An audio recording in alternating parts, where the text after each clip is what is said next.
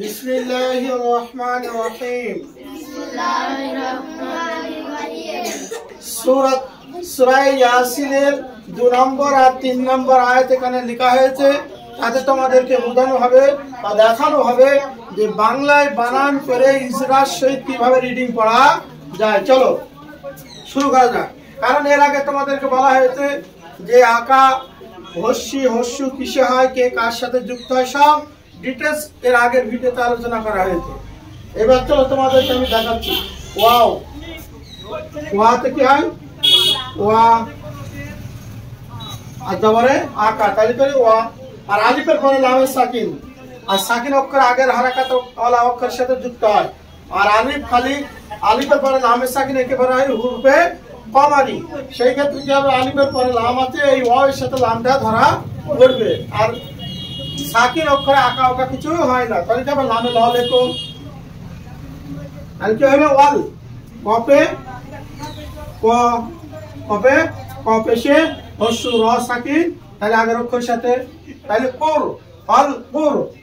আর খাড়া জবর আলিফে খাড়া জবর মানে এটা হামজা খাড়া জবর, হামজা খাড়া জবর আ, আর খাড়া জবর একালি টান, তাহলে অল কোর আ। আর নুনে দন্তন্য জেরে হস্যি অল কোর আনি। এইবার দেখো আলিফের পরে কি আছে? আবার নামে সাকিন, তাহলে এখানে কি হবে? আলিফটা বাদ দিয়ে লাম ধরে পড়তে হবে। কারণ তোমাদের এর আগে দেখানো হয়েছে আলিফের পরে লামে সাকিন আসলে সেটা হচ্ছে হুরফে কমারি, সেই ক্ষেত্রে আলিফ বাদ দিয়ে লাম ধরে পড়তে হয়।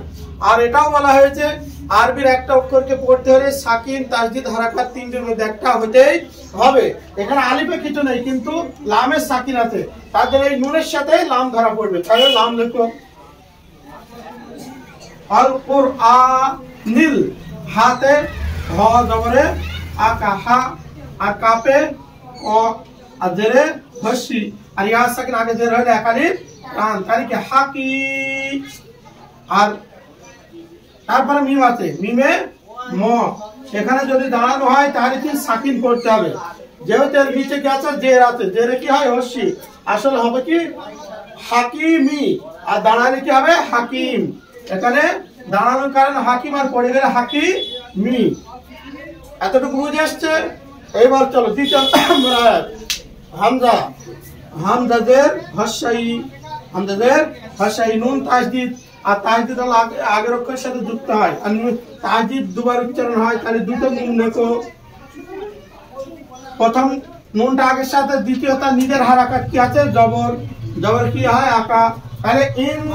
আর নুন তাসদিদ বলা হয়তো তোমার কি হয়? ওয়াজিব গুন্না, তাহলে কি হবে? গুন্না হবে, না কি হবে? ইন্না। আর কাপে ক জবরে আকা, তাহলে কি হলো? ইন্নাকা। তারপর দেখো লাম, লামে কি হয়? ল, আর জবরে আকা লা, আর মিমে ম, আর জেরে হস্যি লামি, আর নুনে দন্তন্য, আর জবরে আকা, তাহলে কি হলো? না মি না। এইবার আলিফের পর লামের সাকিন, এটা হুরফে কমারি, সেই ক্ষেত্রে কেউ আলিফ বাদ দিয়ে লাম ধরে পড়তে হবে। তাহলে এই নুনের সাথে কেউ লাম যুক্ত হয়, লাম লেখো ল, তাহলে কি হলো? লামি নাল, লামি নাল।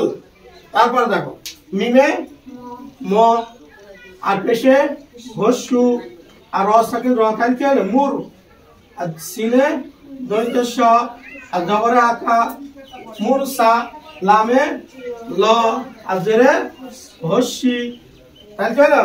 মুরসালি, আর ইয়া সাকিন আগে জের হলে একালি টান। আর এখানে যদি আর শেষে হাতে নুনে কি হয়? দন্তন্য, আর দাঁড়ালে কি হবে? এই জবরের উচ্চারণ হবে না, সাকিন উচ্চারণ হবে। তাহলে কি হবে? লামিনাল মুরসালিন, তাহলে কি হলো? ইন্না, ইন্নাকা লামিনাল মুরসালিন। আর পড়ে গেলে জবরটা হারাকাতটা ধরা পড়বে। তাহলে তোমরা গ্রুপের শামসি কমারি গুন্না হারাকাত সব তোমরা বুঝতে পারছো। তাহলে বাংলায় আরবিকে বাংলাতে ইদরার সহিত কিভাবে বানান করে পড়া যায় সেটা তোমাদেরকে দেখানো হলো। আর এটা হচ্ছে সূরা ইয়াসিনের 2 নম্বর আর 3 নম্বর আয়াতকে তোমাদের সম্মুখে দেখানো হলো। তাহলে এই পড়াগুলি বেশি বেশি করে কি করার দরকার? শেয়ার করার দরকার, কমেন্ট করার দরকার, বুঝে আসছি কাজ সেটাও দেখার দরকার। আর যদি নতুন হয়ে থাকে তাহলে সাবস্ক্রাইব করা দরকার।